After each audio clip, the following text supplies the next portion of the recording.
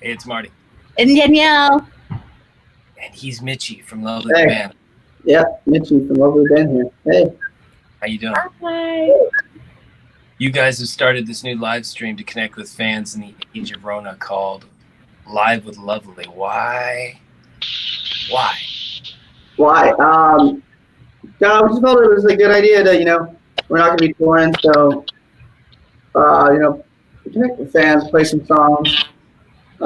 Mainly just kind of so that other people maybe can fill their time with stuff, doing what we can to make it a little more bearable, We have a lot of new music to expose in this unfortunate situation and timing.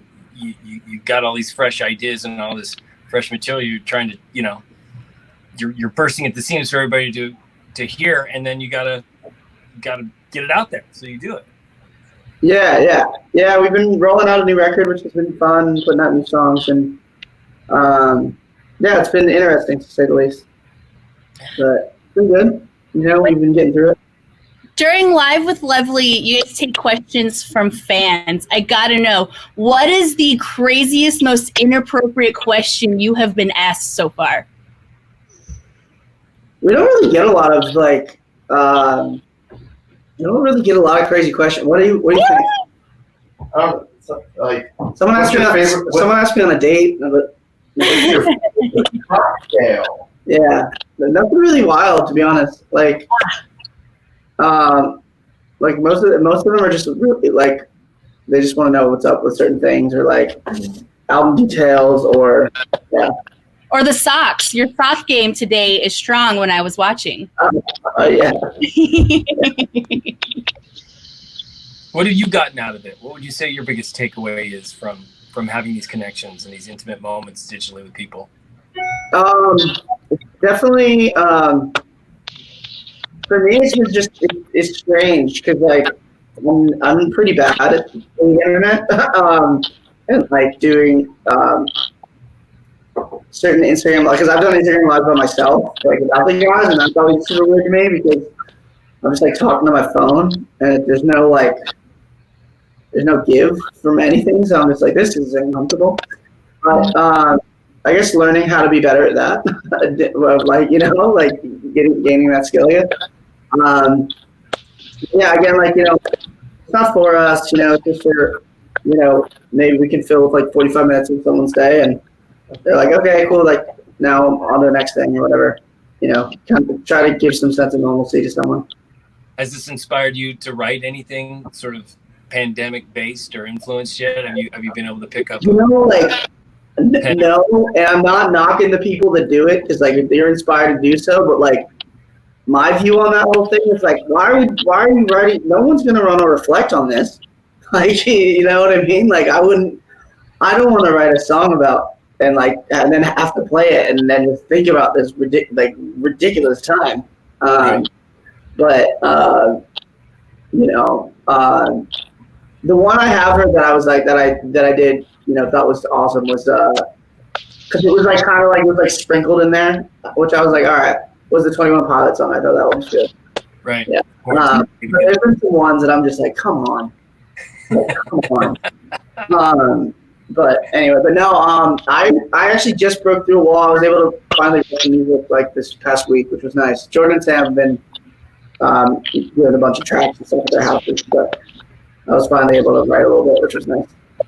Yeah, I've been writing, trying to write new stuff, but revisiting old demos and stuff, which has been cool. But I've been just stuck on Netflix for the last 2 months. Okay, what are you watching? Here we go. And Hulu. What am I watching? I just finished Hollywood. Which was great. Yeah, I just started watching Hollywood. Oh my gosh, so good. Yeah, really good. And then what did I just watch? I watched End of Watch yesterday. It's an older movie, but I'm watching Madam Secretary right now. And then I just have my shows that are still airing weekly that I watch and stuff. So The Blacklist, and I watch crime TV. That's what I like. Crime. I would for watch. CSI or NCIS or Oh yeah, all of that. Law and Order and the whole thing? I don't know. I love Law and Order, and they just made an announcement that Detective Stabler's coming back. Right. Yeah. So that. So yeah, pretty hype. But mainly I'm just kind of stuck on my couch and watching TV. Well, hold on. Now you said cooking. Is there something you're eating on the regular, or something that you discovered you're not too bad at making? Yeah, I've actually rediscovered that I'm a pretty good cook. I make a really good burger, pancakes, steak. Yeah. I made like this Korean stir fry the other night. It was pretty good. Yeah. Yeah. Is it all of you guys in one spot, or are you just together for the live stream and then you guys go to your different places, or are you guys isolated? Yeah, they come over on Mondays. Jordan lives down the street from me, and Sam is about 15 minutes away. So, yeah. I saw you guys last at the Troubadour. What a great show you had. Whoa. That was a long time ago. The singer from 5 Seconds of Summer, and I should know his name, and I'll probably be persecuted when this gets out to the world. But how do you not remember dude's name? What's his name again? Luke Hemmings. Luke, that's right, of course. But what an amazing show! What an amazing night! I think you were really holding court and keeping people's attention, and also reveling in the fact that you came to LA to beat down Music Store, and you had made it. You were in a sold out show, and obviously the crowd was every bit there for you guys. It was so great to watch. But then I thought about that show, and then I thought about the troubles that the Troubadour's going through right now. Yeah. You know what I mean? Are there some venues that you worry for in this kind of tough time? Definitely.